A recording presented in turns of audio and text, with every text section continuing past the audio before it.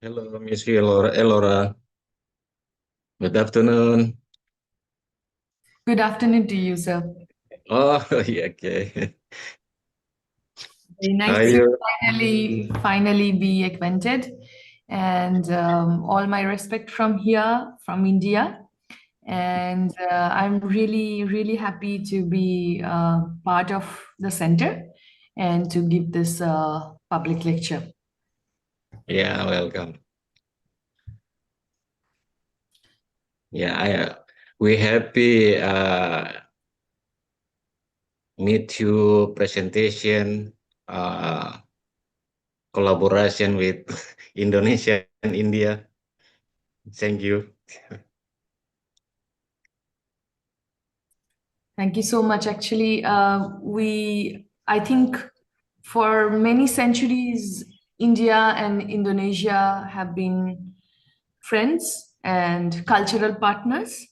So it is very right that we start a kind of more exchange and dialogues of our past, of our shared past. So this is one of the main reasons that I want to also connect with more of my colleagues who are there in Indonesia. And also we have some of the talented students who come to university. So through this kind of academic exchanges and dialogues, I think both students in India as well as in Indonesia, they would understand that we are two different countries presently, but from past we have been always friends and cultural partners. Okay.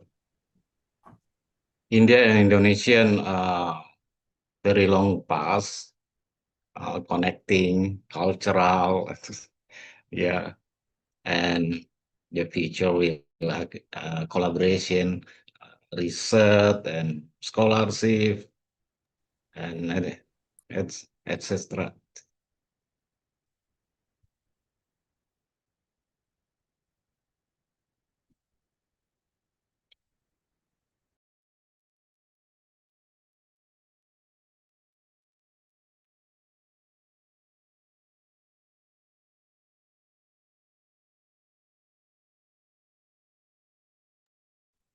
We are waiting for a while, Dr. Elora. So would you please to take for some time?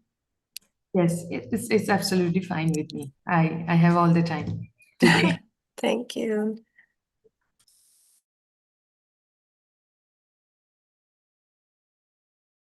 Saya udah di dalam, Mbak Putri. Baik, Pak Heri. Iya, Pak Heri sudah ada tuh. Baik, kasih. Okay, shall we start?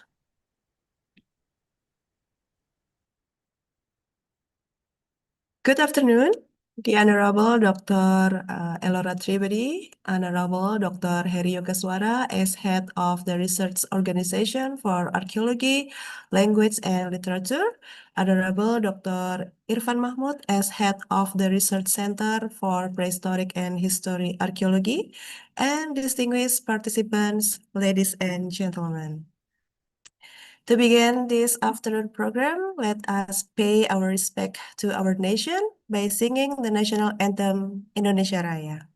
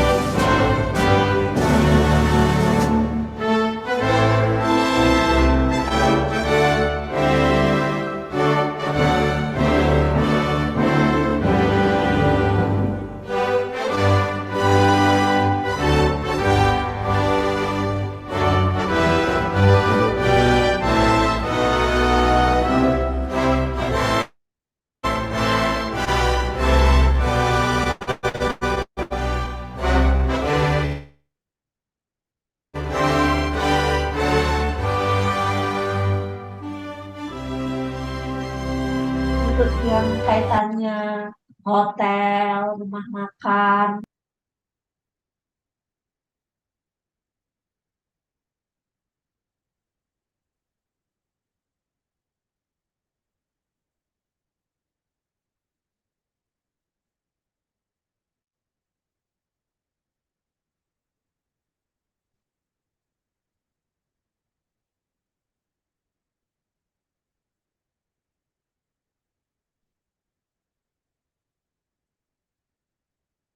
Ini koneksiku.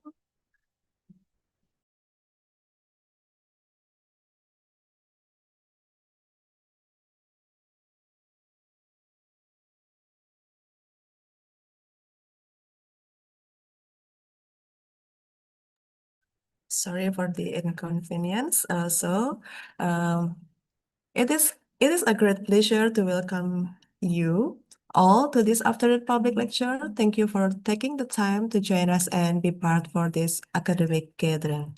My name is Putri Tandiardi, and I will be your moderator for today's session. I'm honored to guide this session and to support the flow of the discussion throughout the event. Before we begin the main session, we will start with an opening remark from the Research Organization for Archaeology, Language, and Literature. This welcoming address will officially open the program, set the tone for our activities today, highlighting the importance of the knowledge exchange and collaboration. It is now my honor to invite Dr. Heri Yogaswara to deliver the opening remarks.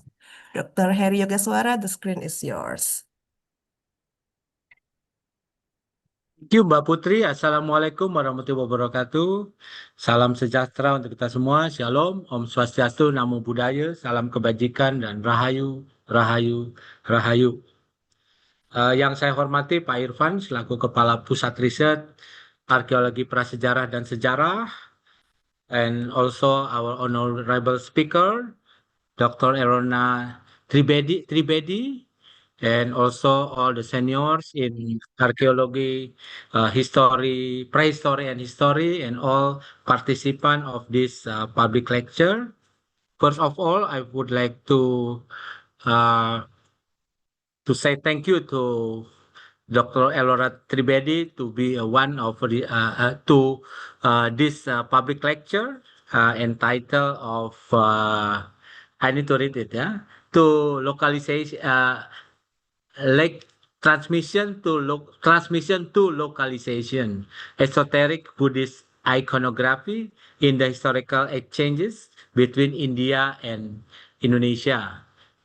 I think this lecture will be very interesting because would like to know about the transmission, yeah, and also localization about the esoteric iconography in the context of India and Indonesia. Maybe as you aware about the exchange of the civilization between Indonesia and India is we can see everywhere. Yeah, including my name is Heri Yogaswara. They said this look like Indian name because I think last month I was talk in the conference in Hyderabad, and then some people thinking I am Indian. No, I am Indonesian. But now my name is look like Indian, and I think so many influences between India and Indonesia culture.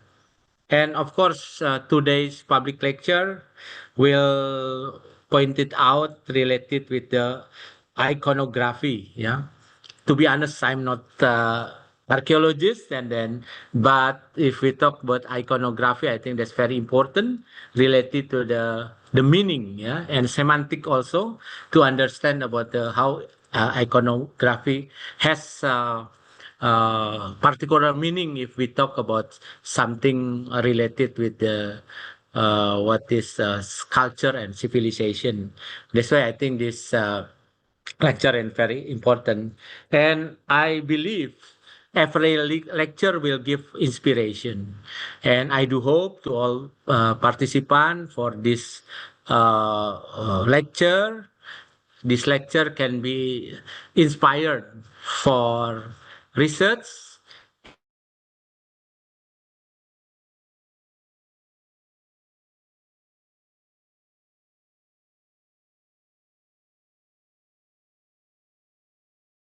Mungkin freeze ya Pak Heri. Foreign researcher to be one of part of our research, including postdoctoral and also visiting professor and etc. Maybe later on Pak Irfan and also Putri can also give you information about our exchange research in our organization.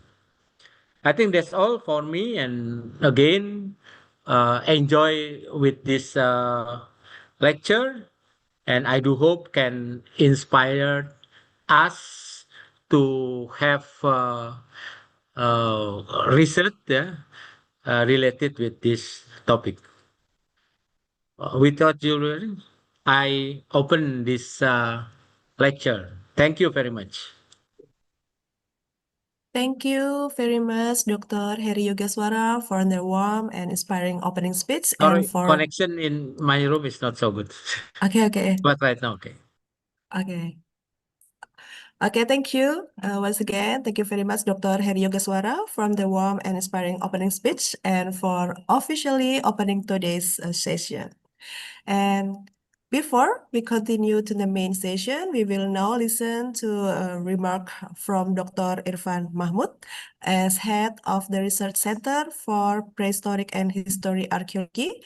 This introductory address will provide context for today's activity and lead us into this afternoon's public lecture. So, Dr. Irfan Mahmud, the screen is yours. Terima kasih Mbak Putri. Terima kasih. Assalamualaikum warahmatullahi wabarakatuh. Good morning to India, maybe, Dr. Eleonora, and good afternoon in Indonesia. Distinguished scholar, college, student, and respected guests. It is great pleasure and honor to welcome you all today public lecture.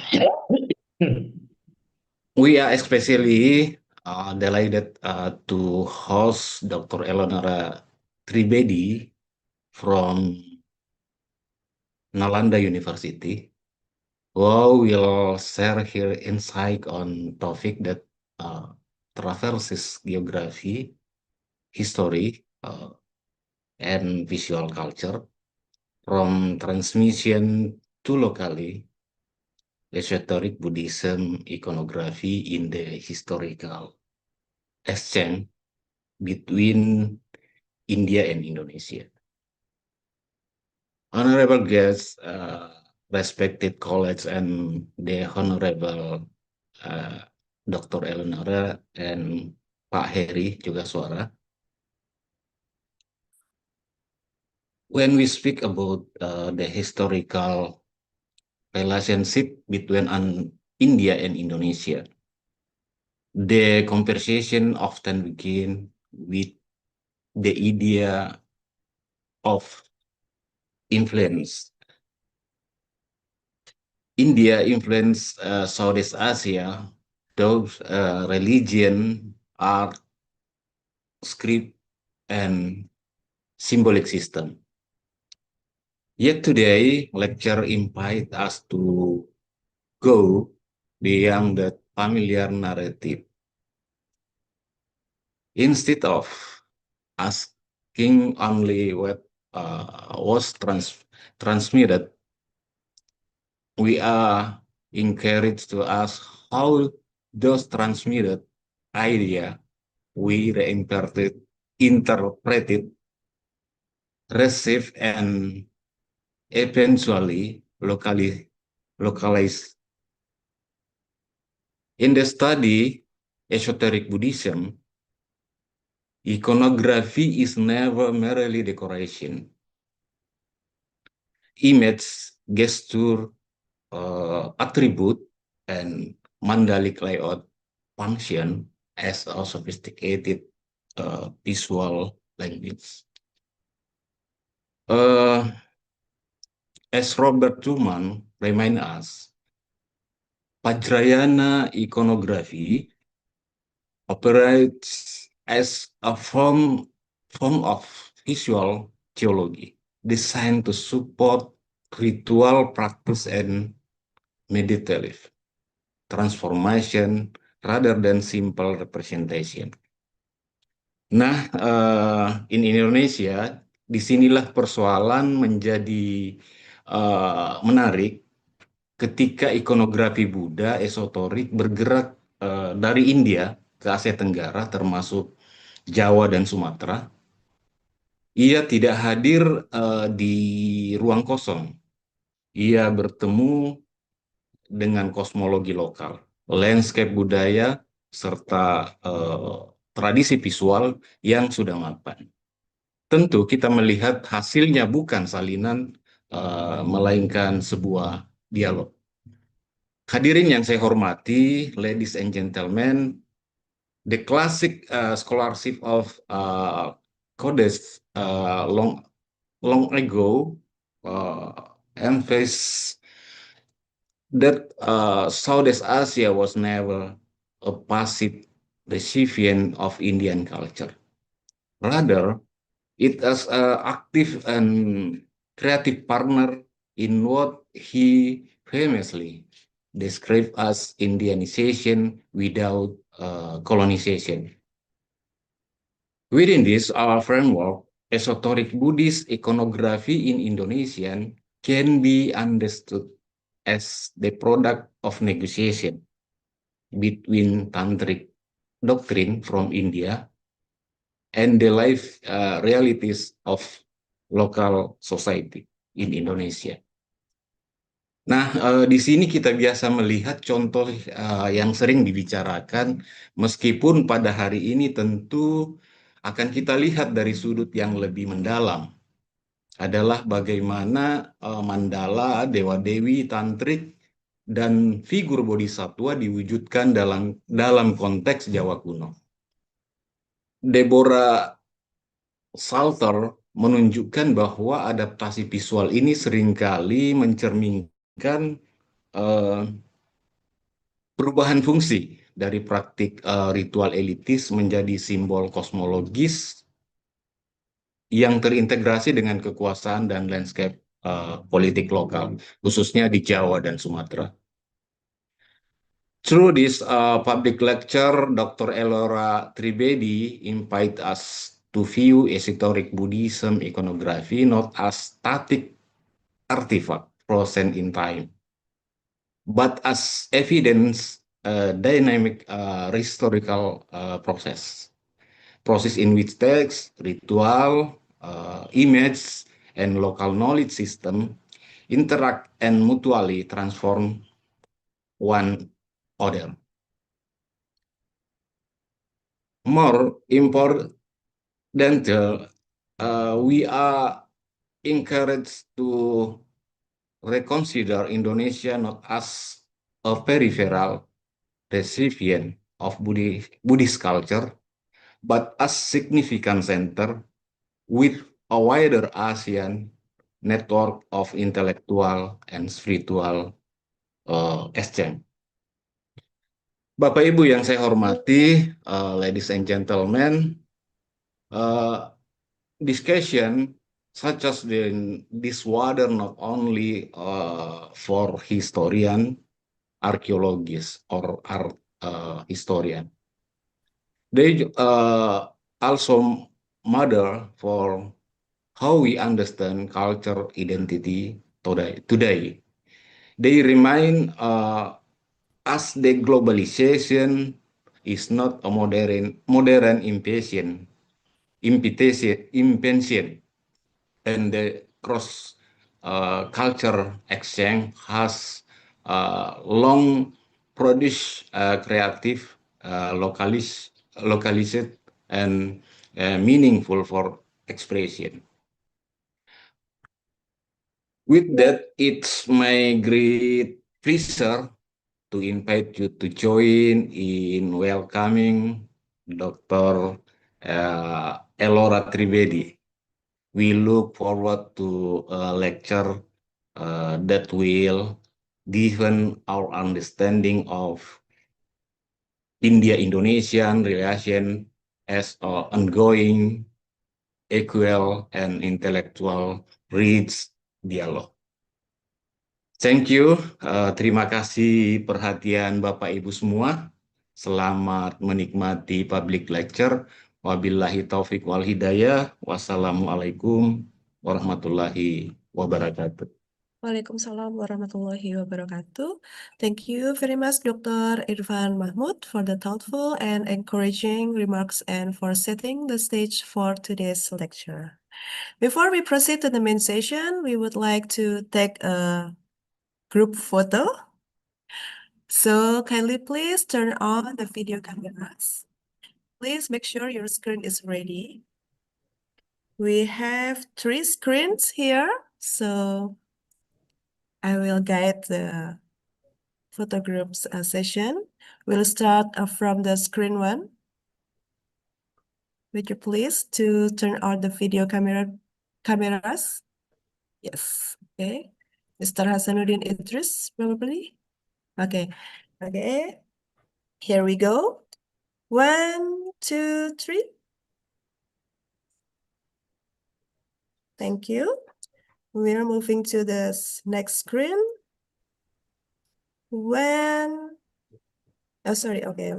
Some participants are not ready yet. Okay, we're waiting for.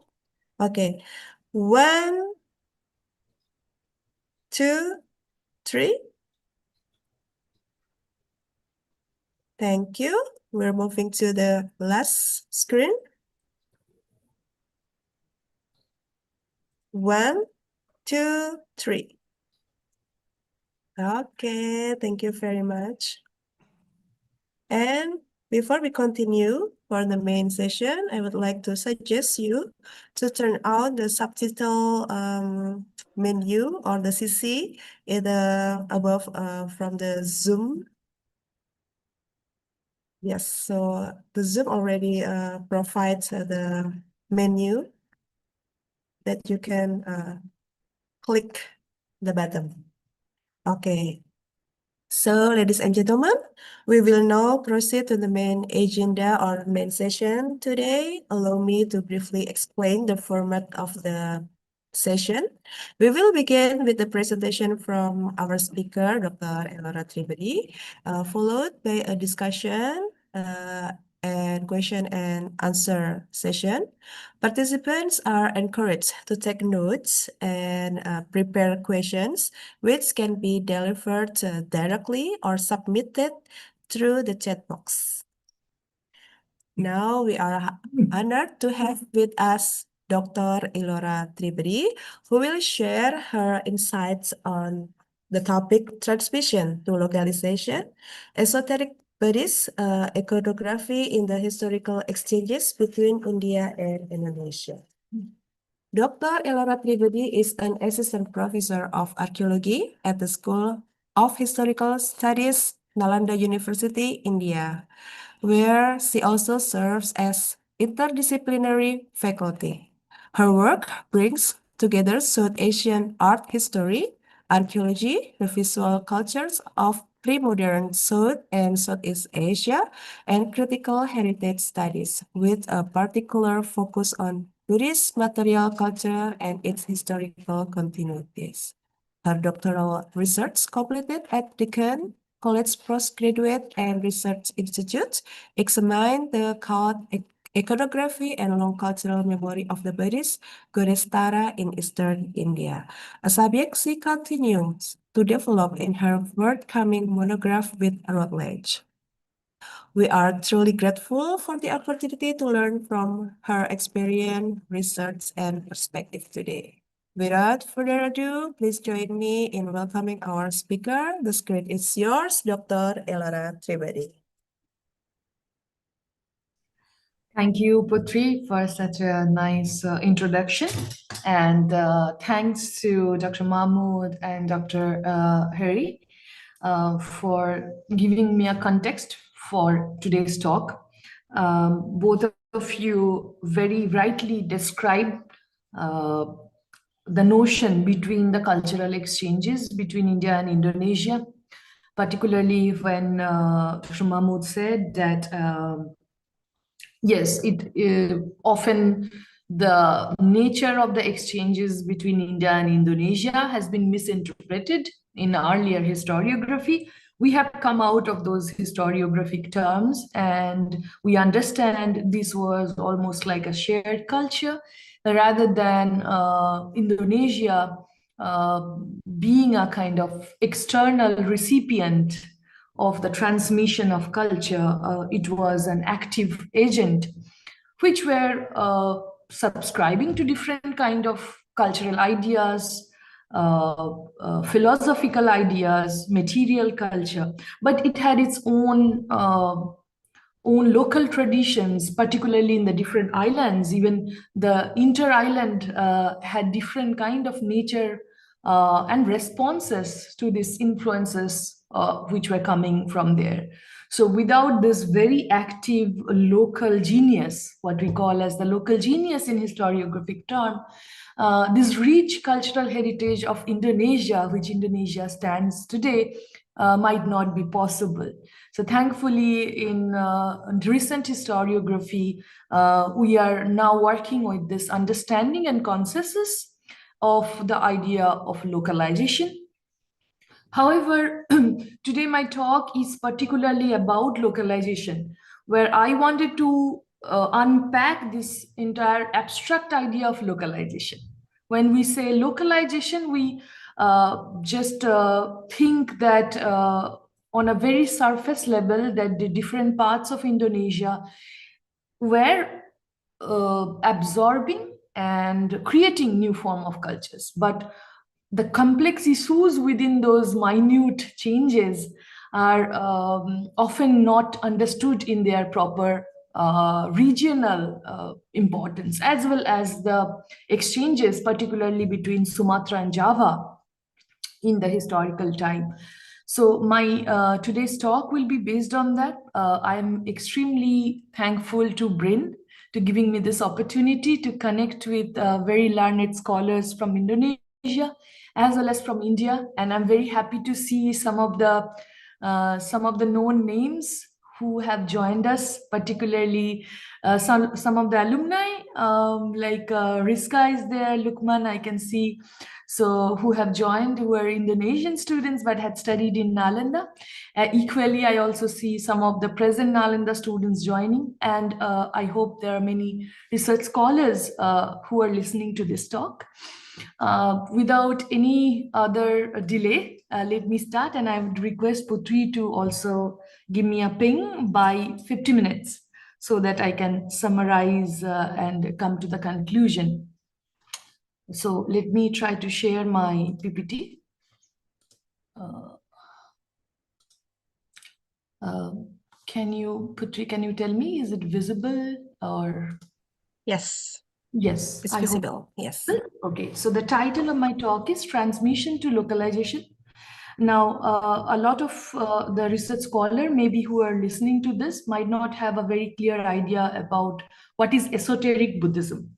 Esoteric Buddhism is identified to a later phase of Buddhist practices, which is not anybody's own copyright. Like, it's not only just India's, or it was a philosophical Buddhist idea which was shared by different parts of South and Southeast Asia, particularly India, present-day Tibet, Nepal, Sri Lanka to some extent, late Mahayana, as well as Indonesia and different parts of Southeast Asia.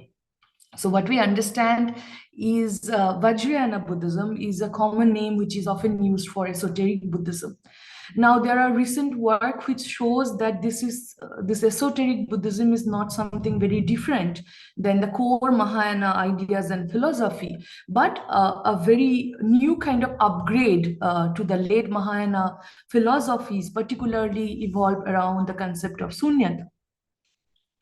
And this tantras and the tantric text, which were based to expand on this notion of sunyata, is reflected on this Anuttara Yoga Tantras. And the deities which we are going to look into, particularly the Buddhist images and deities, follow this kind of the philosophy, inner philosophy.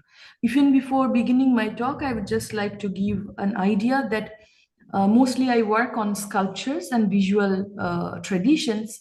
However, the sculptures or the artifacts cannot be looked into as any other kind of archaeological record.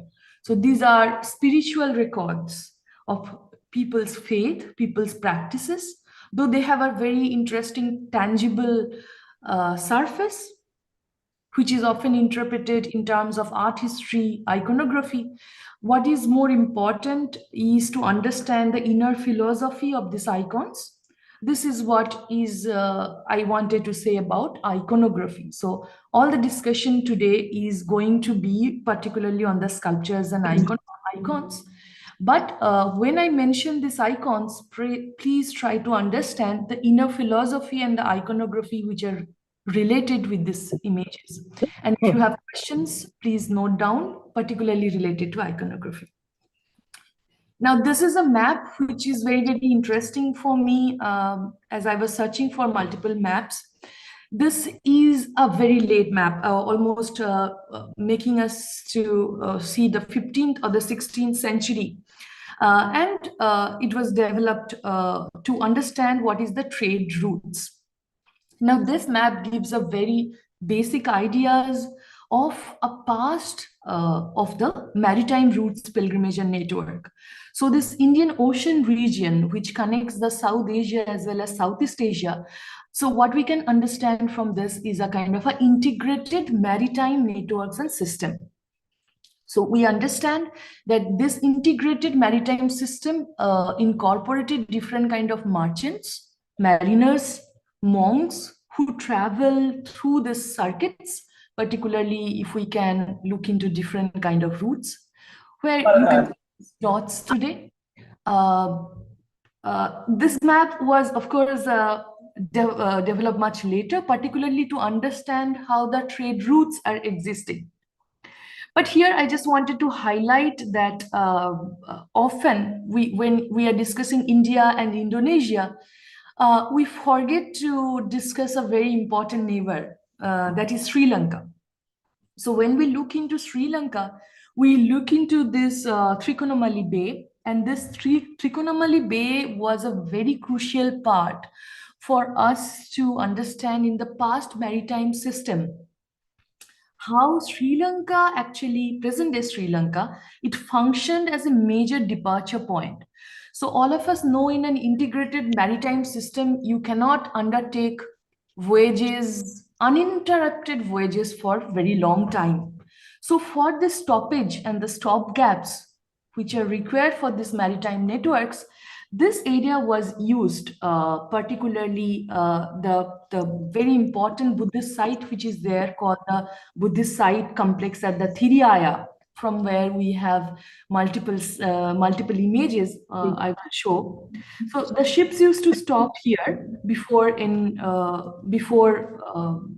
embarking further into this kind of further towards this inner Southeast Asia, or particularly towards the crossing the Bay of Bengal towards the South China Sea. So these ships crossed the Bay of Bengal using a kind of monsoon rhythms. So there were particular monsoon winds and rhythms which enable the sea route, open sea navigation between this through the Malaya Peninsula. And this is something we all know, that this Malay Peninsula, particularly the Strait of Malacca, was used for this kind of maritime voyages after a certain time period. We know that the earlier maritime system used mostly the land route. However, after a point of time, we see that there was more use of this region, particularly the Malay Peninsula.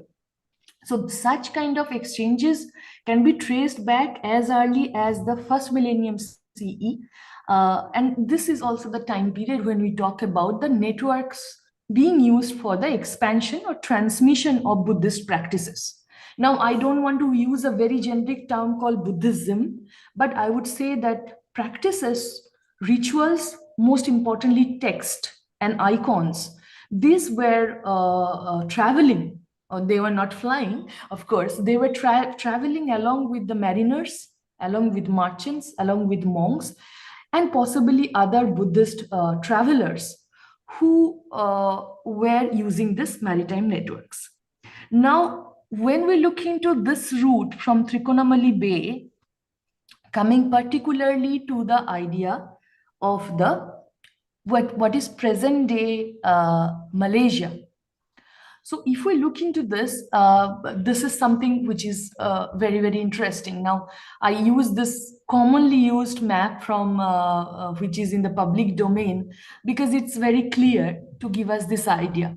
So further integrated into this maritime system, we see that particularly present day Malaysia was one of the most important route, particularly the Muda River Valley, which connected the travelers to the Bujang Valley, or present day, all of you know this place as Kedah.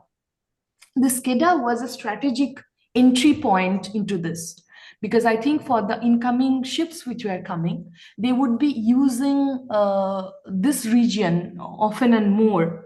So Kedah would be also a point which connected this to the further inland of the present day Sumatra Island. So this Indian Ocean Maritime Network, or integrated maritime system that I am talking about, it makes us understand that none of these locations were isolated from each other. So throughout the talk today, I just want to give a broad impression. I think that would be one of the broad takeaway from my lecture, is how connected this all regions were, which is even in absence of modern aviation or any other kind of technology, this maritime integrated system is very, very crucial. So what we can understand is, I will just come little bit here. This is the point that I wanted to highlight, that the incoming ship would be using this Muda River Valley to have this entry port of Kedah. And this Kedah, or the Bujang Valley, is one of the most important crucial point for us to understand the early history of this maritime expansions or the maritime network. Now, I just wanted to give an outline or context of my talk. Today, my talk would be mostly to understand why we need to discuss India and Indonesia's pre-modern exchange in the context of shared past. I think this is already discussed by by Dr. Harry and Dr. Mahmood, who very clearly have given this idea of a kind of a historical consciousness between India and Indonesia, and a kind of a shared past. I think this term shared past is very, very important and very appropriate to understand that we shared a past together. And this should be a point for today also, for India and Indonesia to become more on friendly terms and better neighbors, rather than a kind of a cultural colonization or cultural subordination.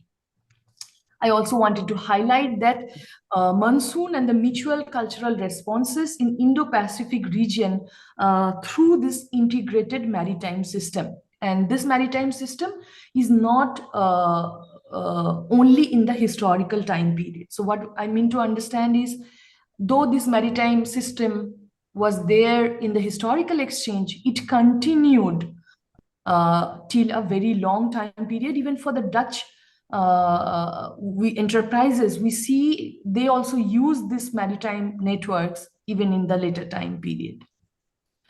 So, and why this talk is needed, that Buddhism and its different practices, different kind of ways of looking into it. Somebody would like to call it as a kind of a Nalanda tradition. Somebody would like to call it as a Vajrayana Buddhism. Somebody would like to call it as a kind of esoteric Buddhism. So we need to have more in-depth discussion, rather than through art history, through archaeology, or through history, try to understand there are surface similarities between sculptures in Indonesia and sculptures in India. So I'm very sorry to say, without being critical, that this should not be our focus, to understand a comparison and similarities, but rather to understand why these symbols, shared symbols, were crucial for us. So adaptation to localization, and particularly the local genius, is very, very important. Though philosophical ideas, text and scriptures are traveling, what is the most important role that we are having for the from the local agents, what we understand as the different forms of agencies which were there in the historical time period. So based on this context, I would be focusing on mostly three major region or three major area. Initially, to make you understand the early exchanges, early temporal exchanges till the 4th, 5th century or till 7th, 8th century through the site of Chaya in Thailand, but through the interconnection with Sumatra as well as Java. Second part, of course, is Candi Jago. And finally, I will be talking about Padang Lawas. So these are the outline of the talk. Now, coming back to the discussion that I was trying to make is that let us try to understand this entire area as an interconnected zone. So today we have different kind of present day administrative boundaries, particularly Malaysia, Singapore, and Indonesia. However, if we look into this interconnected area, as I was trying to say, that the Muda River Valley as well as the Bujang Valley, and particularly the site of Kedah, is something very, very important to understand the depth of this early Buddhist exchanges or exchanges of early Buddhist philosophy, text, and icons through this integrated maritime system. So if we look like this in this Google Earth, I think we feel more closer than we look into a political map. So here you can clearly see with this Google Earth that how closely the sites are interestingly related. I was just talking about this region here, but these are most of the sites that I'm going to discuss today. Now, even before I go into this, I would just like to show you some of this very attractive, I would say that visuals are always very much a kind of a way to take away our attention. Bihar by this time, which is somewhere over here, this is the reason that I use this map. By this time, Bihar and its own development had taken place, particularly in different aspects in case of Buddhism, in case of the development since the Gupta period of Nalanda Mahavihar, as well as there are multiple other Buddhist location of Buddhist practices in form of monasteries, in form of mud stupa, which we look into the eastern part. So the Buddhist viharas or the stupas which were existing here were slowly turning into knowledge center, knowledge hub. And we all know Nalanda Mahavihar was one of the most prominent knowledge hub for the entire Asia at that time period. Very close to Nalanda, there were other locations. So we see by this 5th, 6th century, sites like the Bihara, which existed in the Sultanganj region of Bihar, particularly along with Nalanda and Kurkihar. These are other Buddhist Biharas. So these Buddhist Biharas were not only just knowledge hub, they were also the locations where knowledge about the Buddhist philosophy were transformed into visual form or visual manifestations of the deities. As all of you know, that Buddhism did not actually prescribe that you just venerate a deity and get what you earn. But Buddhism, in its philosophy, highlighted the visualization of different deities to understand the anitya, to understand the impermanence, and to understand the difficulties, the problems in understanding of the anitya or the impermanence. So these philosophies were being transformed in form of icons as part of this knowledge tradition of the Buddhist viharas, particularly such as Nalanda Mahavihar. So Nalanda Mahavihar were producing text and in form of, they were also circulating manuscript. And through the creation of these images and icons, they were mixing these philosophical ideas in form of a physical manifestation of those philosophical ideas in form of Buddha, in form of images of multiple bodhisattvas. Here you can say, though this image is from, metal image is one of the largest metal image of Buddha from very close to Nalanda, from Sultanganj, which is towards the eastern part of Bihar. This is, of course, of Bodhisattva Avalokiteshwar. This is of Bodhisattva Manjushri. And this is again of Bodhisattva Tara. So from Nalanda and Kurkihar, these metal images shows that what kind of progresses were being done by within the 6th to 8th century CE. These are some more evidences that I was trying to say. But often these images are only taken as icons, and then we have earlier historiography who have tried to compare with Javanese bronze. So I'm just trying to give you a temporal context of why we should not be doing that separately. On the other hand, we see that by 5th century itself, we have epigraphic information, particularly in case of the Mahanavika Buddhagupta stone inscription, particularly from the same, as I was trying to tell you, of the Bujang Valley, as I was trying to tell you about the site of Kedah and the other Bujang Valley. We have two very important crucial inscriptions from this point, even as early as by 5th century. So the Mahanavika Buddhagupta inscription, which was discovered by Captain James Lowe, it shows a kind of script which is Indic in nature, but it talks about a Mahanavik, which means a great sea voyager, and he is praying for, his name definitely shows that his name definitely shows that he is a Buddhist laity or a Buddhist by faith.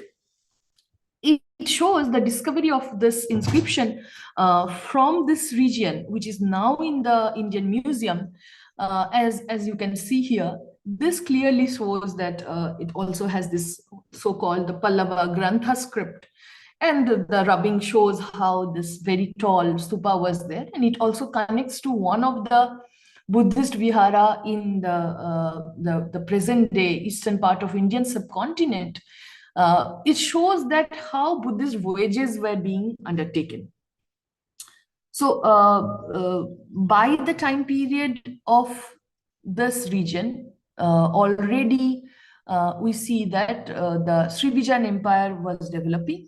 And by the inscriptions that we have seen here, 5th century inscriptions that we see that the transmission of Sanskrit language, transmission of Buddhist symbolism, as well as a kind of voyages, long-term voyages, which can be directly related with the growth of this Srivijayan Empire, which we can see that by 7th century it became much more strong. So we see that this is not just the only inscription, but as I was trying to tell you, we have another very recent inscription, which is dated also from 5th to 7th century CE, from the Kampung Sungai Sai Mas inscription. And this inscription again gives us a very interesting kind of a paragraph from the Mahayana text called the Sagara Mati Paripricha, which shows that how to use the Buddhist philosophical knowledge or Buddhist knowledge to destroy ignorance and to destroy karma and to actually gain merit. So we understand that it was not only the voyages which were being undertaken, a kind of understanding of the Buddhist philosophy as well as Buddhist rituals were also being developed locally as well as through transporting. So this inscriptions particularly shows the importance of sites like Kedah and role of these sites here, particularly in transmission, particularly if you look into this transmission, the transmission or the ideas and exchanges of Buddhist philosophy and practices in this region. So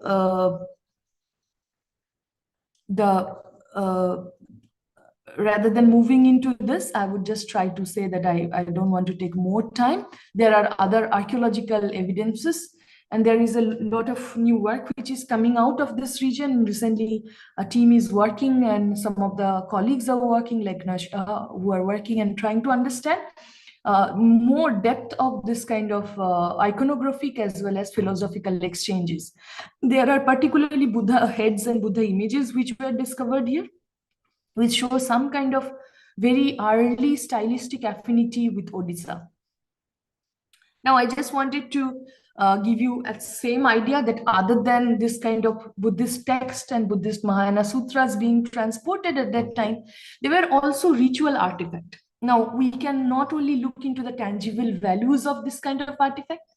Now, if I don't give any captions such as these, all of you will think that these are from one region itself.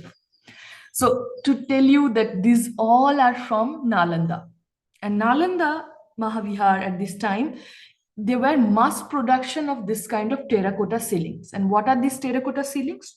These are not just some kind of tangible ritual faith objects. These are often inscribed with letters.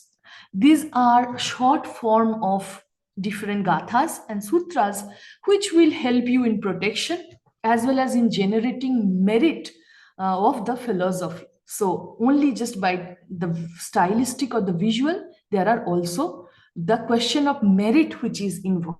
And we see most of the time the verse of Ye Dhamma Hetu Prabha Tesam Hetu Tathagata, we see this as well as we see in Pali, as well as we also mostly we see in Sanskrit, this kind of text being inscribed, and these were all mold-made terracottas. Now, other than these mold-made terracottas, there were also votive shrines like this. Particularly, this one is from Nalanda. These were also consecrated on the site as well as in other places. Now, if we look into this, these again are from the Bujang Valley. So this is again a very interesting ceiling which shows the multiple hand aspect of Avalokiteshvara. And this very interestingly, votive stupa, what we call as a misnomer as votive stupa, now we are correcting ourselves and not using this term votive stupa. This kind of memorial stupas with the niches where Buddha would be there or Bodhisattva Tara would be there, these were also commonly produced. This again is from Odisha, from Ratnagiri.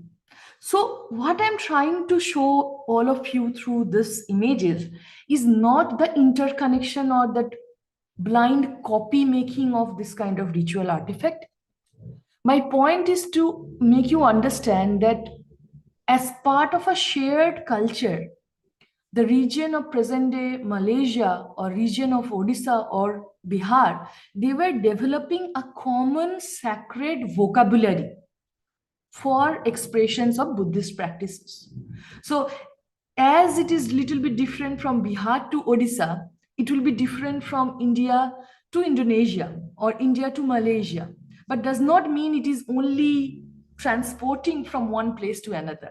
So we have to understand this nature of the transmission is actually about the local ways of reflection of this kind of shared vocabulary of the faith which was developing. So we generally use the term local adoption. We can use the term adoption, but it again shows a kind of hierarchy within the transmission. So first we need to understand this exchange and transmission, not in an hierarchical form, but also in a form where we understand and give importance to the local genius. So this is my main idea behind this. Now, this kind of similarities are small, but I just wanted to put this very interesting slide to in front all of you. Now, these three Buddha images, all metal in front of you, are from three entirely different locations in South and Southeast Asia. But when actually we discuss also in our class or in our Southeast Asia paper, we see that these are all same, or often with eyes, or even for art historians, we will go into this point that there are clear similarities. Now, we often use that, before I tell you the provenance, I'll say that there are clear stylistic affinities, particularly in the way the body was projected, in the way somewhere possibly the Kathaka Hasta, or from the Avaya Hasta to the Kathaka Hasta, the mudra which was being depicted, and in the other way, the general expression of Buddha. So often this is understood as the Buddha Dipankara, but generally labeled as the late Amaravati art. This is from the site of Biharagala, which is in the vicinity of the Rajamahaviharaya and of Anuradhapura, the bigger town of Sri Lanka. Sri Lanka develops its own iconography, though possibly inspired by Amaravati school of thought, but very, very typical to its own local art tradition. This was found at the Dong Dong Monastery of Vietnam, which was under the Champa historical region. And finally, all of you know, this is found from Sempaga near the Mamuju in West Sulawesi. And it's known as the Sulawesi Buddha, or the Dipankara Buddha from West Sulawesi. So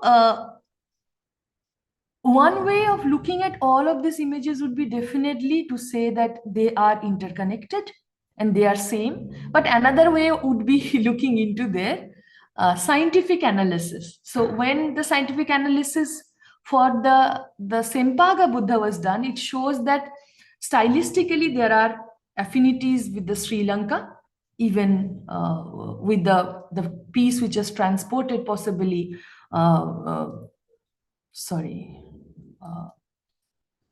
to, for example, this is Biharagala. This is from where this image was found.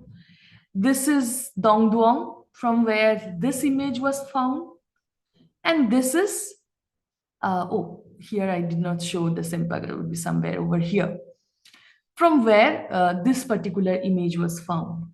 So though we see the overall stylistic similarity, the scientific analysis shows that this was casted most importantly at the greater the Indonesia, and this is part of the National Museum of Indonesia in Jakarta there.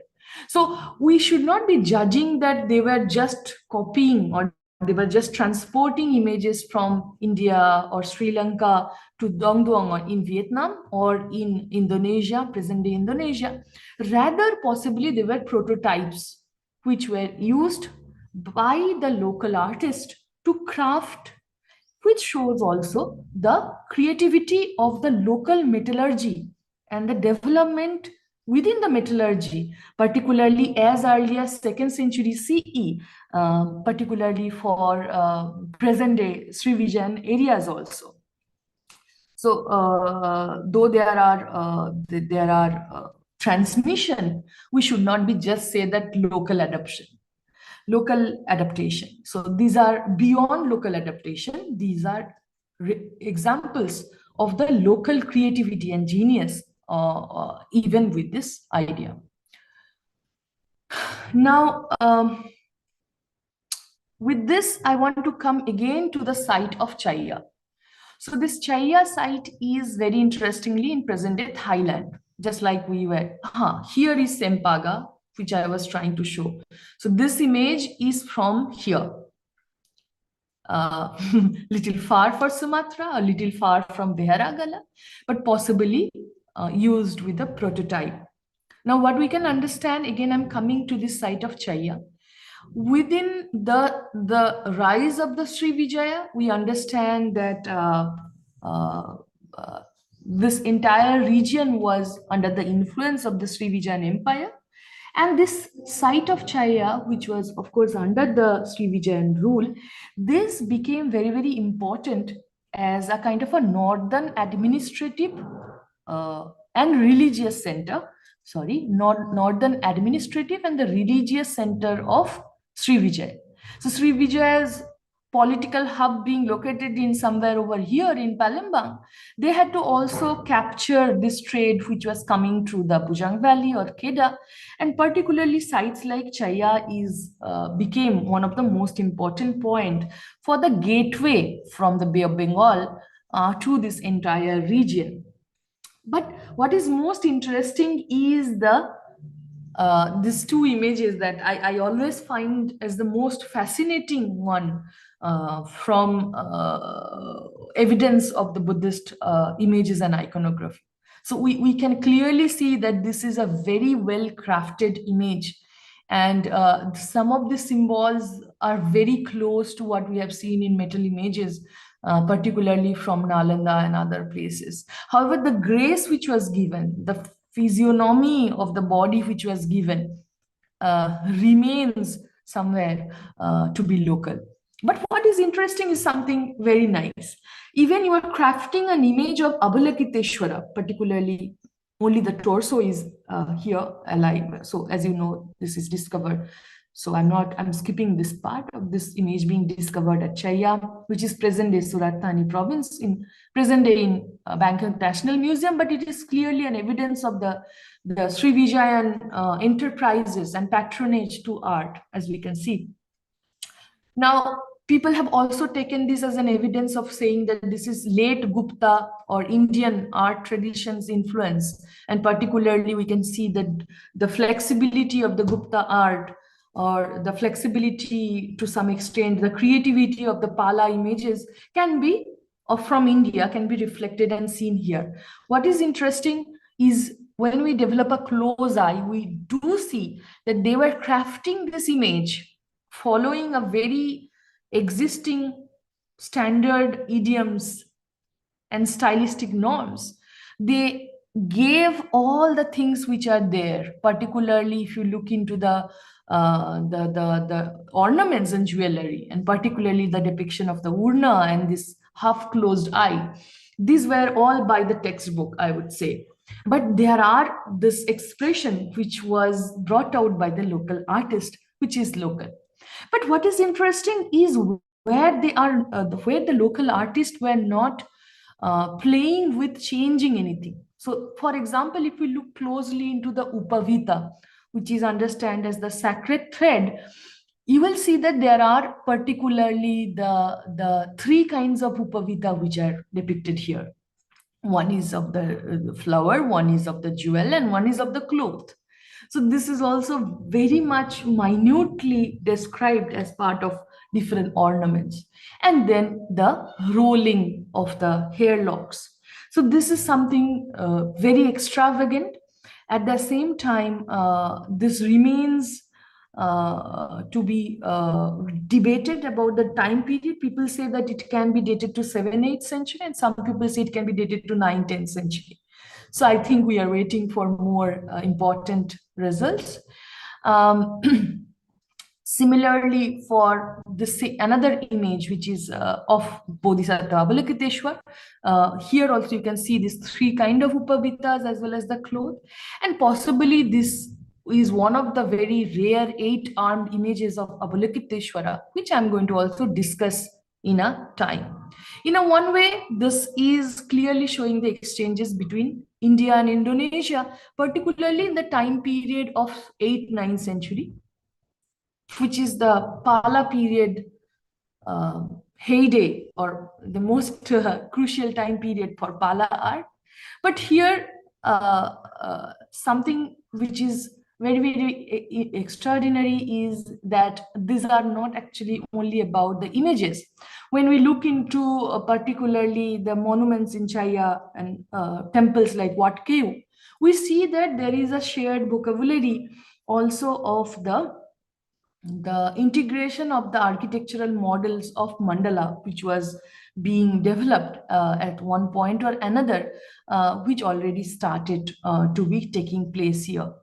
So I would say that by this time, there was already this development of how this images and icons were being developed, particularly from one point in Chaya to the images, particularly in the Veharagala, or in Sri Lanka, or in the inner region. So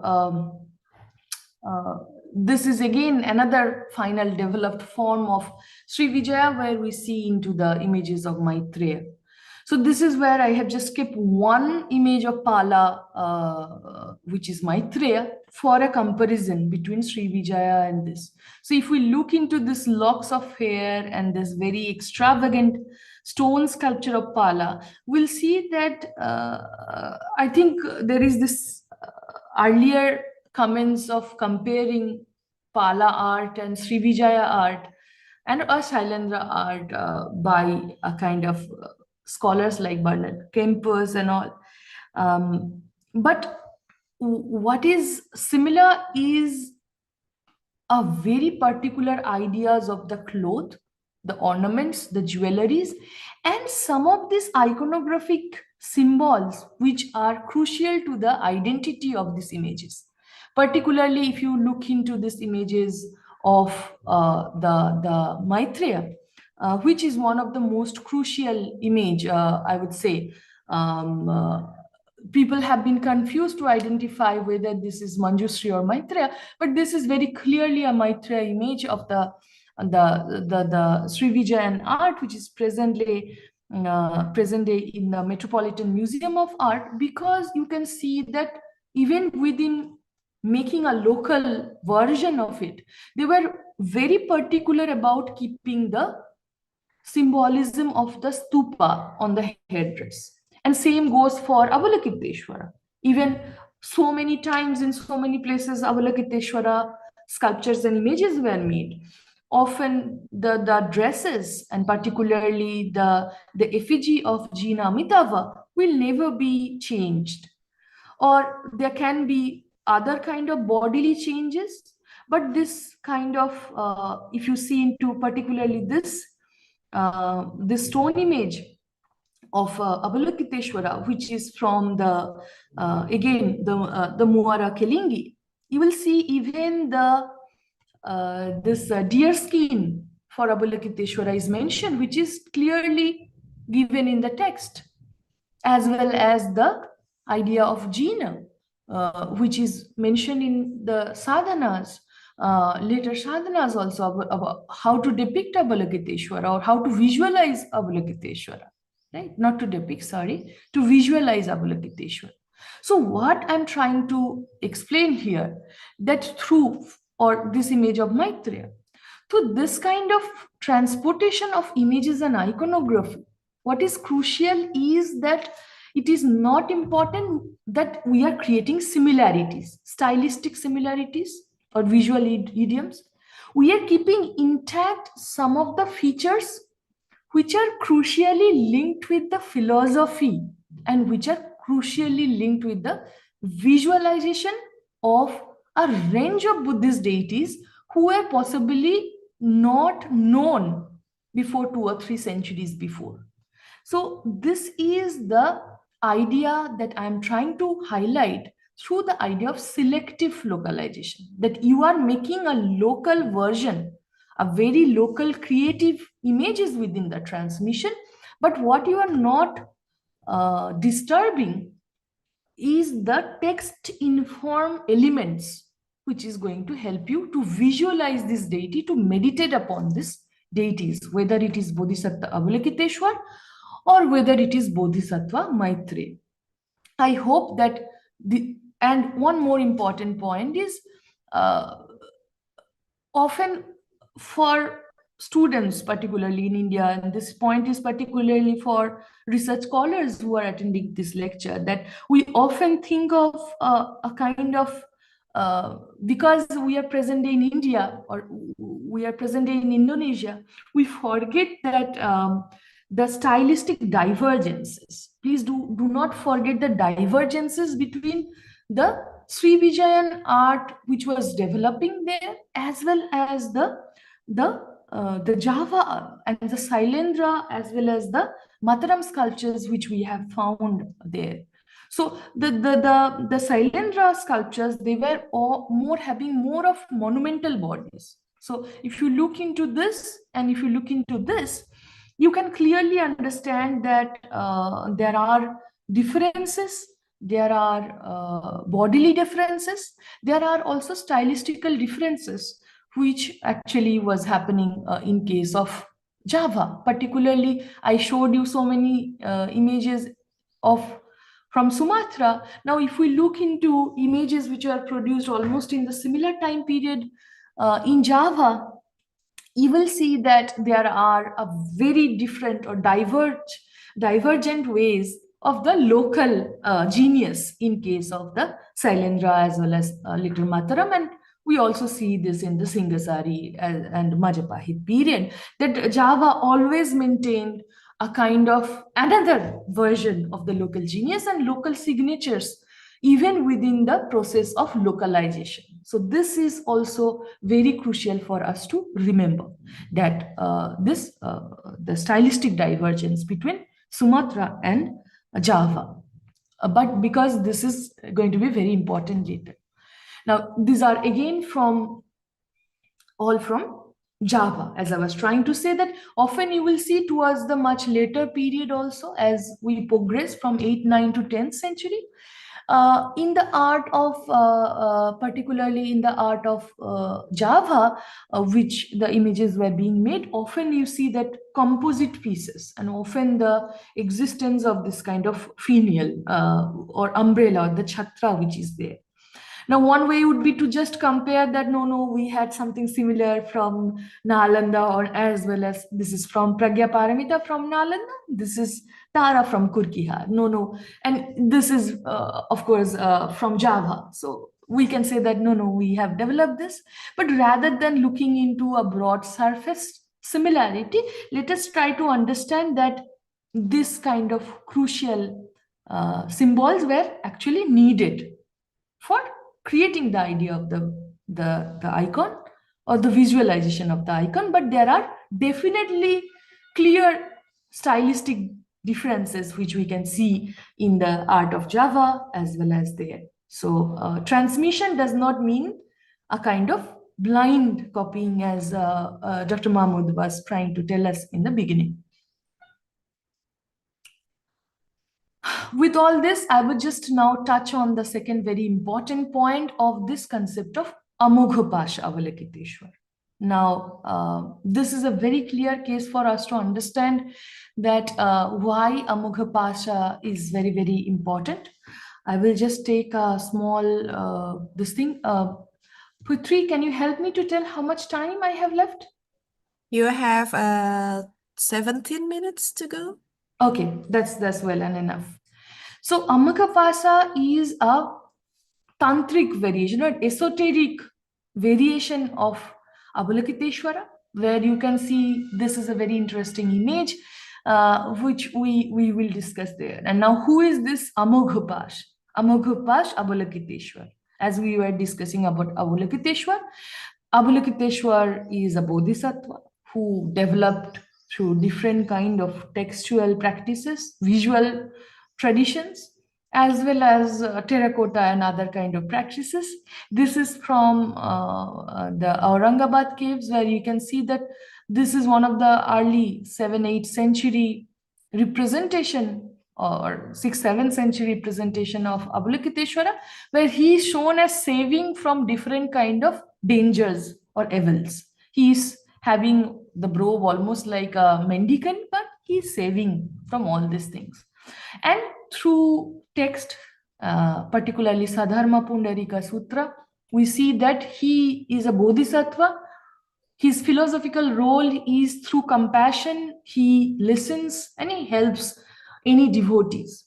Now, he became one of the most important deity who was prayed or who was called upon by devotees. And we have this very interesting image, almost by 700 or 800, where we start to see a different turn in the iconography of Avalokiteshvara through multiple hands and through a number of more deities being incorporated within his, what we call as a kind of entire paraphernalia.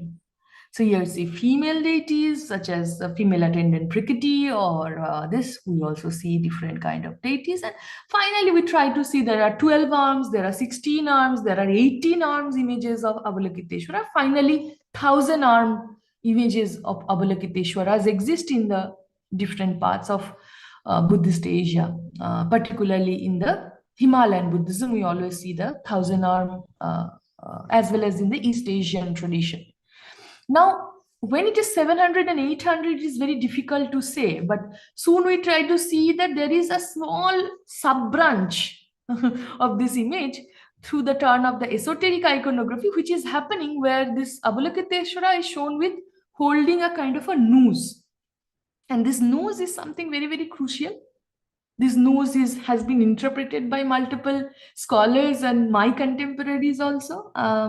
In one way, we can subscribe to some, and in one another way, we can say that this noose is for saving the devotees from the imminent danger or the death. So Amoghapasa, who the Bodhisattva with the unfailing noose, Pasha is the noose. And this kind of noose is always shown. These are the images, 6 armed images of Avalokiteshvara, which are found from Bihar region of Gaya. And there are people, big professors like Professor Liosko or Bodhpikran, who have considered how this iconography was spreading.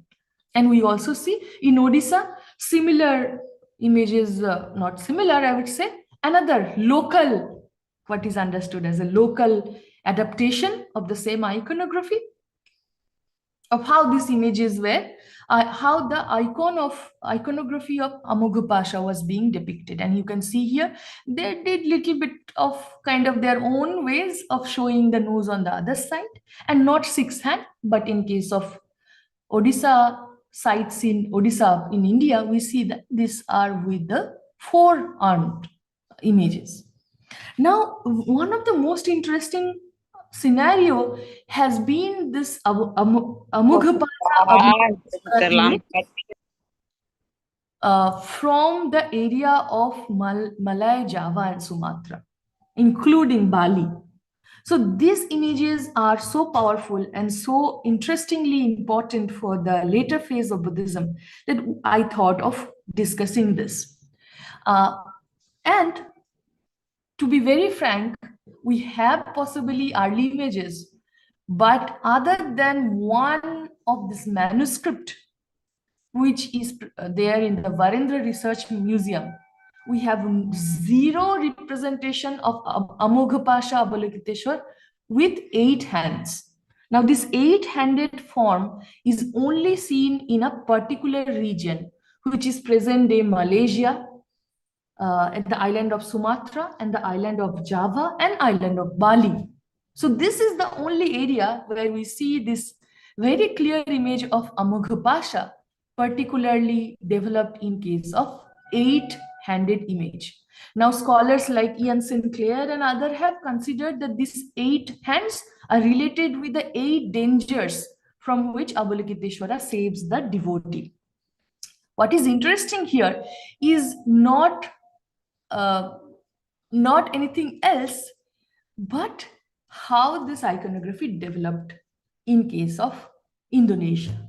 We don't see any early, particularly if we look into 6th, 7th century, we don't see 8-armed images.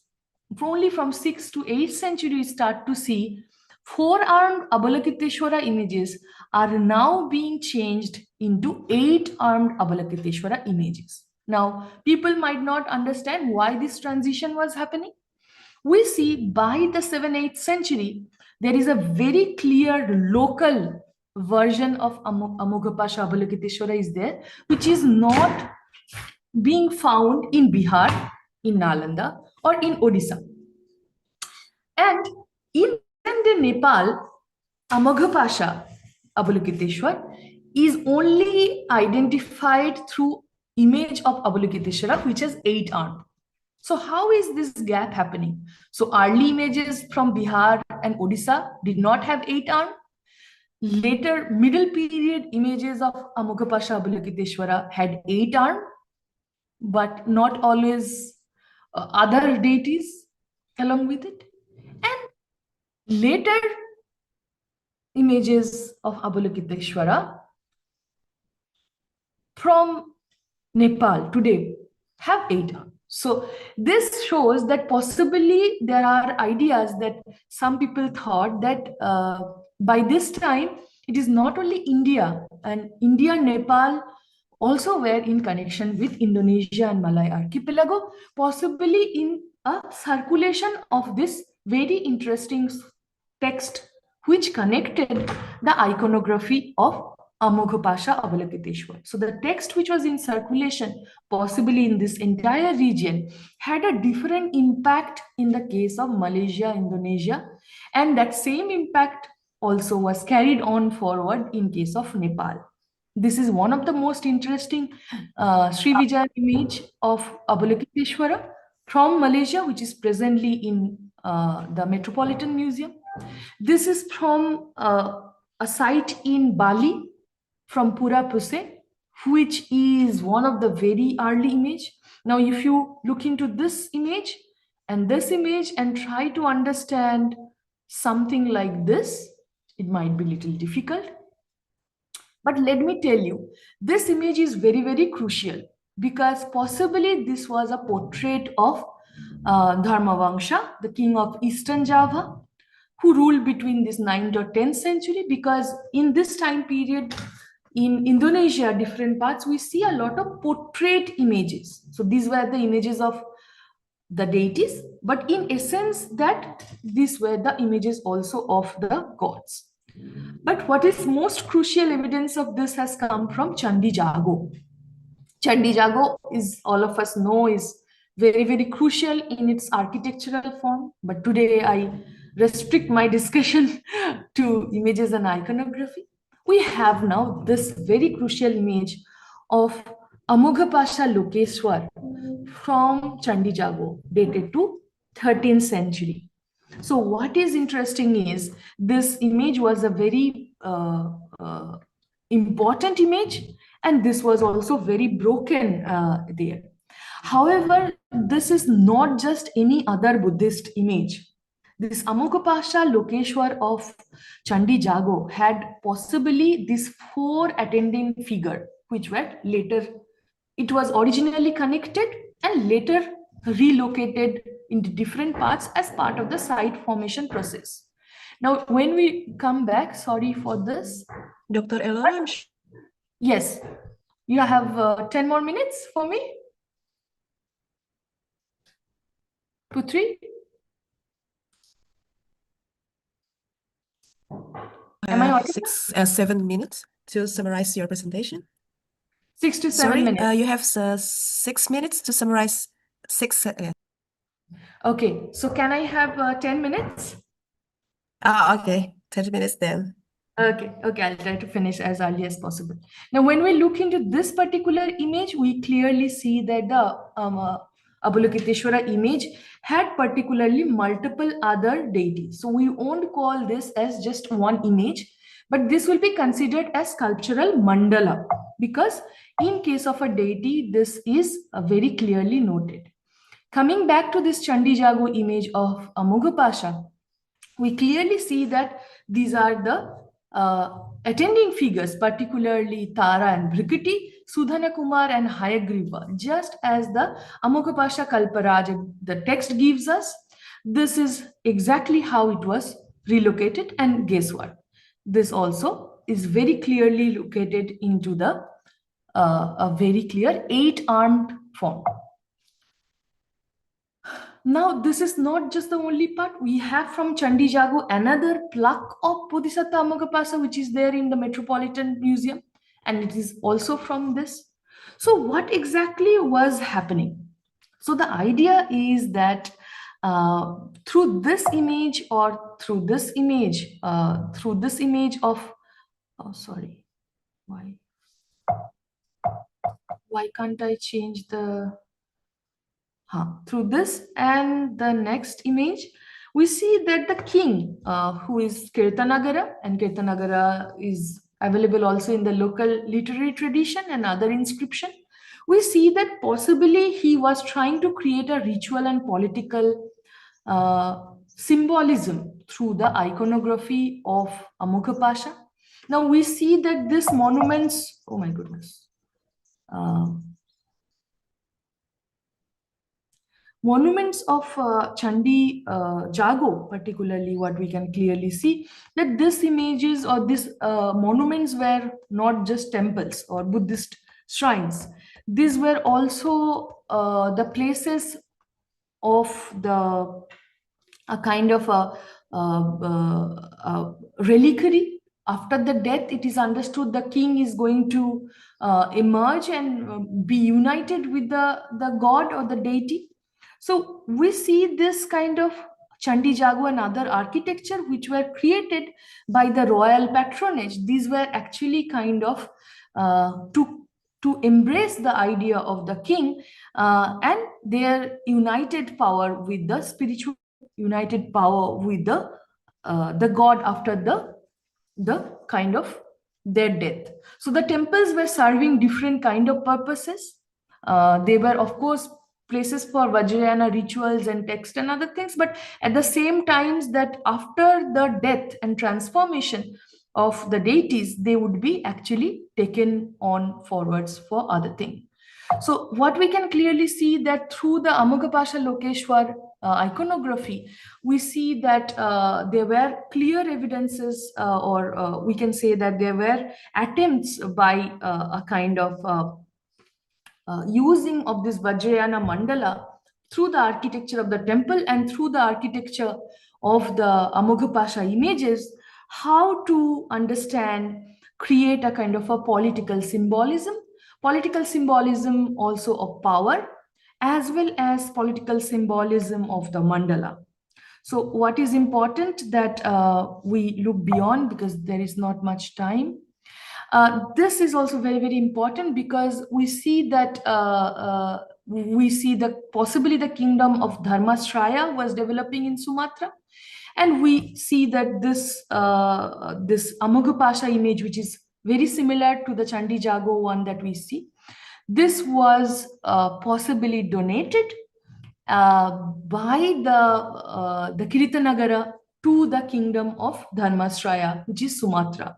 So King Kirtanagara was not trying to only create a political symbolism through this very important iconography of a protector, Amoghapasa Avalokiteshwar as the protector. He was trying to do a territorial expansion. He was also trying to reflect the importance of this kind of a rich political, the legitimacy of his rule by sending this image to Sumatra. He was also trying to expand his territory and a kind of develop an unified kind of political zone through this kind of sharing of this Buddhist iconography and images. So this image was later reconsecrated. Another inscription is there on the base, as you can find. The base was found away in the river and the image was found somewhere down the river. So another very illustrious king of is Aditya Varman. So Aditya Varman, particularly in case of Sumatra, is known for multiple things, but what we can understand that he later consecrated, and we see the similar kind of possibly political symbolism was combined with the esoteric iconography of Amoghapasa Avalokiteshwar. So coming to the last part that I was trying to say, in the last phase, 12th to 13th century, this is something very, very crucial for both Sumatra and Java. We also see that this is the Padang Roko, as I was trying to tell you. This image of Amoghapasa was found from Padang Roko, so which is here, and Padang Lawas is the place that we are going to see. Now, this is the region of Padang Lawas, which has given us a number of very important sites called the Biaro Bahal. So the Bahal temple 1, 2, 3 are very, very crucial, not for other thing, but I would say some of the images such as these, which is earlier we have the Lokanatha and Tara. We don't have images time to go through this, but what is interesting is how this image of Heruka, which was found from Biaro Bahal 2. So Biaro Bahal 2 is here, and you can see that something it is looking into this region part of Sumatra. This image is very, very crucial again, particularly in case of the Heruka. As we understand, this is also not just something similar as Avalokiteshvara, very peaceful, but it is something much more drastic, much more crucial, much more esoteric or tantric or Vajrayana. This kind of wrathful images, which is understood very mistakenly that it shows violence, actually it does not show violence. It shows the triumph of the truth, the knowledge, the actual knowledge about Sunyata over all the things in the world which is going to trap you. So to conquer over that through the form of the highest Buddha, it is the understood in the concept of Heruka. So Heruka's iconography is esoteric, but it is very, very powerful that he has the power. He is a Buddha, but he has the power to trample and to dance over all ignorances and all kind of negativity to understand the ultimate point of the existence, which is impermanence. So this true knowledge is reflected through the iconography of Heruka. But what is very crucial is this wide range of sites of Bihar. What we see is this Bahal temples are known local language. I was just talking in the other day with my students about Batak and the local tradition of the Batak. Through these temples are known as Biaro Bahal. So this Biaro term itself is possibly an abbreviation of a Sanskrit term called Bihar. So these were the Buddhist Biharas or the Buddhist shrines which were existing, which were still a kind of points of exchanges and local creativity of Buddhist iconography, which were producing the Heruka image. Sadly, this image was later broken, and I have only taken the image from Rachel, which is very crucial. So stylistically, this is the Heruka image from Nalanda, which we can also see that it shows a kind of a same kind of posture. At the same time, this is from Ratnagiri, and this is from the site of in a Kumila district, which is very, very interesting, and it is present day in Bangladesh. It is kept in the Bangladesh National Museum, whereas this is from Odisha. So what I'm trying to show you here is that Indian locations and sites are already familiar with this iconography. But what is interesting in case of Sumatra, that to adapt to this iconography of Amoghapasa, or to adapt to this iconography of a very interesting image of Manjusri, or here the Aparachana Manjusri, which is again a tantric variation, just like Amoghapasa, of Manjusri, which is this is from present day a kind of a it's from Bihar or Bangladesh, presently kept in the Metropolitan Museum. This is again the Manju Vajra, a kind of esoteric form of Manjusri Bodhisattva. And here we have a kind of a very interesting and very celebrated image of Manjusri, which is very interestingly studied for the cloth, but it is very interesting for the sword as well as the inscription which is there. So through the iconography of Heruka, Amoghapasa, Avalokiteshwar, or Manjusri Aparachan or Manju Vajra, what we can understand here is a kind of crucial exchanges which were happening, and these exchanges are very, very important to understand that the political role of these esoteric images across Java, Sumatra, and Malay Peninsula. I'm not finding. Okay, I have to. Sorry. Yeah. So what is actually happening this across this region of Malay or Java? Buddhist esoteric images were functioning as a kind of political techniques and strategies. These images which I showed, they were legitimizing the rulers, they are protecting the kingdoms, they are marking the territories, they were also unifying the territories in one shared idea of a mandala style political system.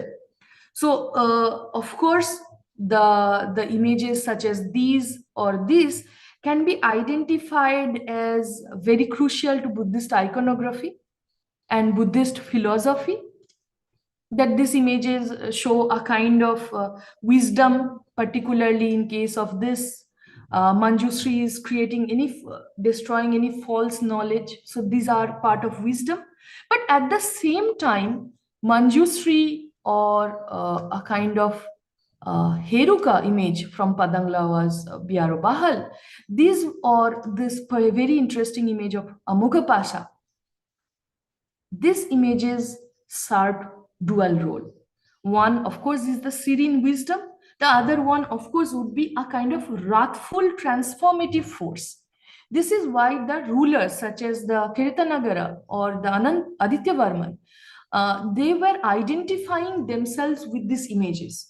They were possibly identifying their energies and their political role with the transformative role of these images, because the philosophy is very crucial, that the philosophy knowledge itself can break all kind of negativity and power. So I think that throughout my talk and throughout showing the connections here, I was trying to give all of you this idea that the images of power and the power drawn from images, these are something very, very crucial for us to understand. We should not be just looking into art history or iconography, but we should understand the inner philosophy of this image as well as the power which is drawn from the image. I'm not saying that the sculptures that I showed were used as political tools or technologies, but they were definitely they were used to understand and drawn power, particularly political power or idea of mandala, to employ that idea, to employ that philosophy of mandala, to employ the philosophy of transformative force of knowledge and truth to vanquish enemies. Please understand the last phase of Indonesia, where there were multiple, particularly there were Mongol invasion also. There were other kind of smaller fights which were happening. So images and monuments, they served multiple purpose. What is more important is remembering the selective localization that we learned today. And also a very crucial point is about memory and past. How we are actually looking or highlighting with this kind of remains of past, how we are segregating ourselves from this remains of the past, or we are aligning ourselves from the remains of the past, how we are negotiating different meaning of the past is something which is very crucial for all of us to remember. So these are the three observations or conclusion that I wanted to draw. And finally, I want to end my lecture today and this the discussion with the thanks to all of this thing. I would just like to read out that I'm also thankful to our Honorable Vice Chancellor, Professor Sachin Chaturvedi sir.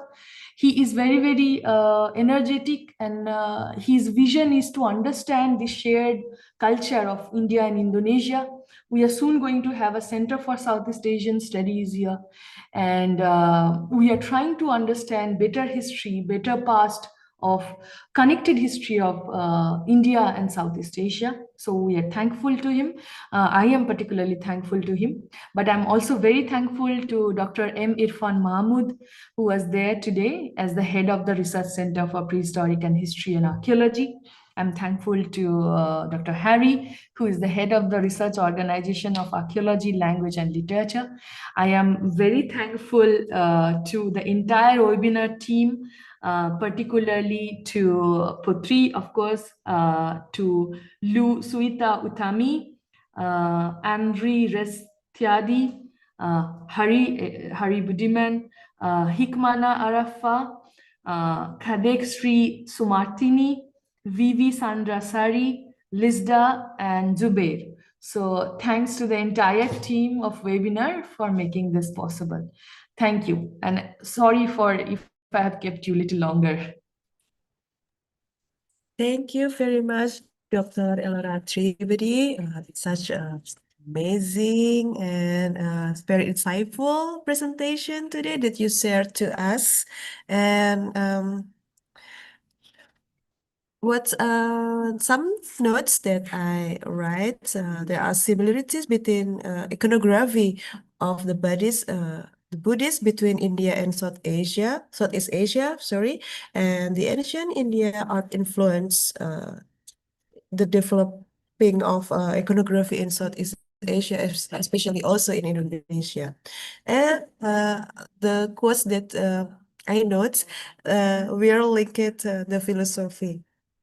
Although every region has their local genius version, and you mentioned also about the Indonesia local genius version, and the images that you showed to us identify Buddhist philosophy and iconography also. That you conclude by the observation that you shared to us, it is like some insightful that we can elaborate more in the future. So thank you once more. And now we will move to the discussion and Q&A session. Is there any participant would like to ask directly to the Dr. Elora Tribedy? This is very precious moments, opportunity to discuss with Dr. Elora. So while we are waiting for the participant who will ask directly, we have a question from the YouTube because not only from the Zoom, we also stream this webinar, this lecture through YouTube. We have Muhammad Saiful Fuad with the question, does the esoteric Buddhist iconography had been similarity Indonesian characteristic philosophy tradition? That's the question. Yes, thank you for your question. And I think definitely it has similarities. And I particularly wanted to say that many times the similarities are often thought to be something common of everyday practices. So some cases, how we look into the hills, how we look into the sacred rivers, these are something very, very crucial. And this is not just new. We are following a very long tradition of philosophy. So some of these Buddhist traditions and philosophy may be already incorporated in the different kinds of everyday practices in Indonesia. And I think one of the most brilliant thing is about the Islamic practices also. The Islamic practices in Indonesia, to some extent, are very different from Islamic practices in other places that we can see. So here they are more culturally informed. So we see that multiple religious traditions, multiple philosophy which existed in the land of Indonesia, and even before the Indian religion systems, the local aboriginal religious systems, these are somehow still continued as a kind of within even the broader religious umbrella of Islamic practices. So I think there are more studies which need to be done to understand how we can understand proper present day representation of this past philosophy and practices. Thank you so much for your question. Thank you, Dr. Elora, for the answer and the explanation. And sure, we still need, like I said before, we need more elaboration and more discussion. So would you please share your email, for the participant? Maybe we'll contact you directly and for some other discussion that maybe we can discuss more. Okay, so the participant, the email already will share into chat box. Oh yeah, we have one more question from Denny Hermawan through chat box. Denny Hermawan, would you like to ask directly or I will read it for you? Okay, maybe I will read for you. Is there any Anuttara Yoga Tantra texts that were practiced in ancient Indonesia? I think definitely yes. There were multiple variations, multiple manuscripts, multiple sutras and slokas of the Yoga Tantra text which were there in Indonesia. And particularly, I think there were major knowledge centers. As we know that Palembang or the Muaro Jambi area or different places in Borobudur, this kind of manuscripts were being copied, and they were also teaching Sanskrit at some point. That this Chinese pilgrim monk Yizing says that we have to first study. If you are traveling from China to India, you have to stop in Indonesia, present-day Indonesia, to study there about the Buddhist text. So I think there were multiple texts and manuscripts which were there. Sadly, we do not have the proper preservation. So many of the manuscripts are not there. We are trying to recollect, and even in India, we are trying to recollect the same. More efforts can be done. But what is very interesting is this tradition of the oral performances in Indonesia, both in Java as well as I think in Sumatra, where you have this performative tradition of saleko, where you engage with the conversation, you argue and all. So these were actually kind of polemics or debate traditions which used to happen based on the Buddhist text.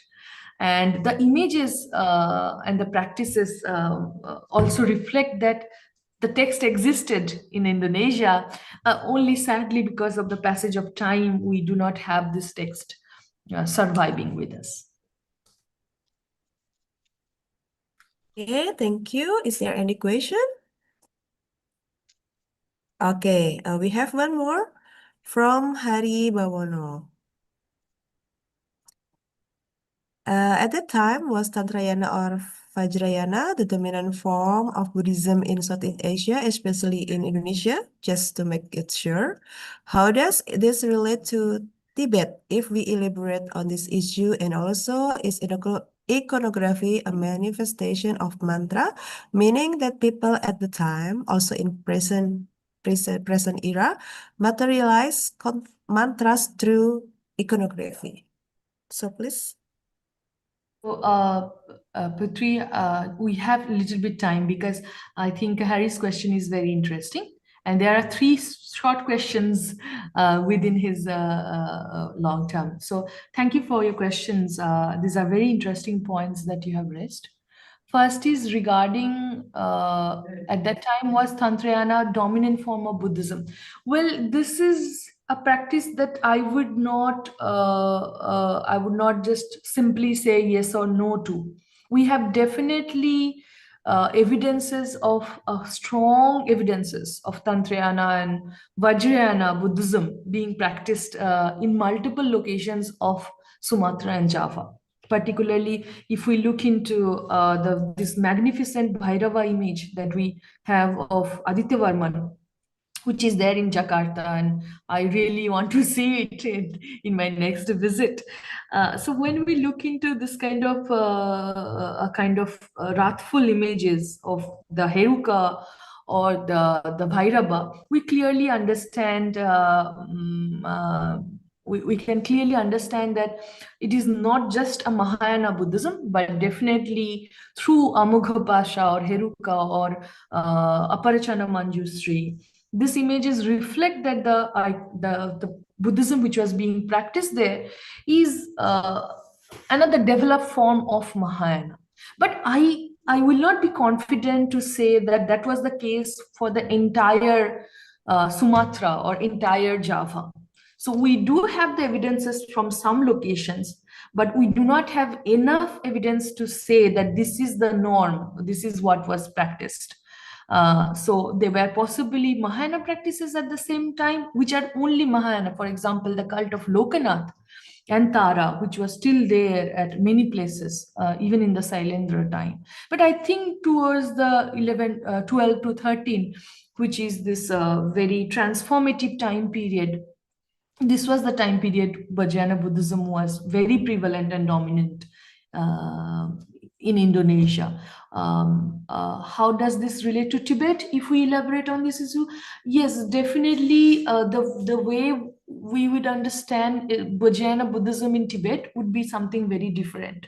So I would request you not to just look into the expressions of Vajrayana Buddhism. Like today, I just showed you the sculptures. So based on the sculptures, somebody can make a deduction, so it was there. Same for Tibet, right? But I would ask you to understand how the philosophy and the practices were traveling. Already by 7th to 8th century, the local religion had combined with the Mahayana Buddhism, creating in the Bon as well as a kind of a tantric form of Buddhism, which later was considered to be kind of a Kala Chakrayana. But it had its own philosophy also. So one connecting point would be, of course, Atisha Dipankara.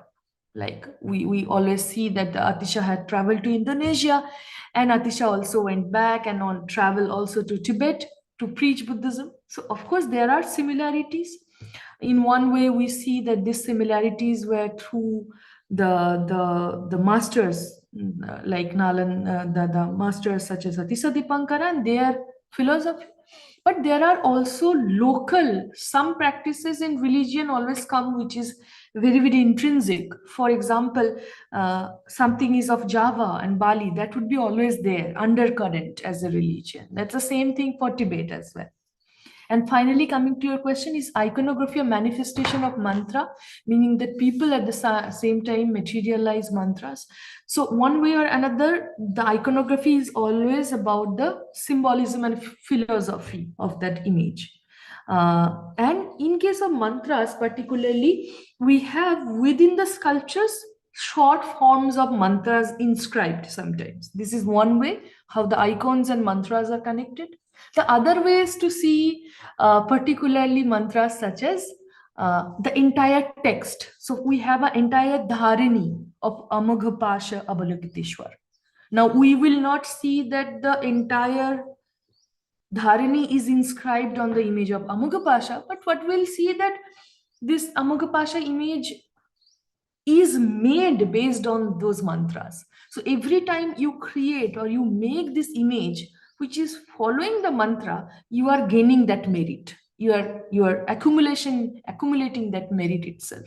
So icons are of course recipient of the mantras, not totally display of the mantra, but the concept is somewhere within that icon. I hope I could make you understand my point. Thank you. Thank you, Dr. Elora, such a very insightful answer. When perhaps if Hari Bawono need to discuss more, he please contact you by the email and discuss and elaborate more about the questions. Okay, he said great explanation. Okay. Thank you. Okay, unfortunately, the question from the Hari Bawono was the last question today, but from Arvin Kumar, I'm sorry for the limitation. Maybe you could ask Dr. Elora directly in the other time and the other discussion. And we also would like to greet Anambika Sinha and Arvin Kumar from Magat University, Bodh Gaya. Thank you for the participation. And finally, we are going to the end of the discussion. But before to the end of discussion, we will proceed with the presentation of certificate. And would you please, the team to, yes. And we also invite Dr. Irfan Mahmud to present the certificate symbolically because yeah, this is like Thank virtually. you so much. Thank you. This is wonderful. Yes, the Thank you, Dr. Elora. Thank you for this gesture, and Yeah. thanks to the entire team of BRIN, and particularly And I'm thanks. open to future collaboration. Yes, I'm very much looking forward to meet all of you in person during my trip to Indonesia, and it will be a great honor also. It's actually my honor. I would say I am very thankful to all of you, and particularly I'm thankful to one of my student, Rizka Purnamasari. She was very helpful, and she is also a very good research scholar there working in Indonesia now. So thank you for this certificate and for this honor.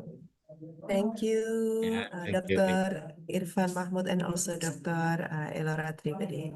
Now we come to the end of today's session. I would like to express our sincere gratitude to Dr. Elora Tribedy, of course, especially, and to Dr. Heri Yogeswara for the opening remarks, and to Dr. Irfan Mahmud for the introductory address, and also to all participants for your presence and active engagement. We hope this session has been informative, meaningful, and beneficial for all of us, and that it encouraged further dialogue and collaboration in the future. Thank you very much for your participation. Have a pleasant afternoon and stay well. Thank you. Thank you, Thank you. everyone. Thank you. Thank you for joining. Thank you, Putri. Thank you, Vijay. Thank you, Dr. Terima Elora. kasih, Thank you. Mbak Putri. Ya, thank you. Terima kasih semua. Bapak Ibu. Selamat menjalankan ibadah puasa. Bagi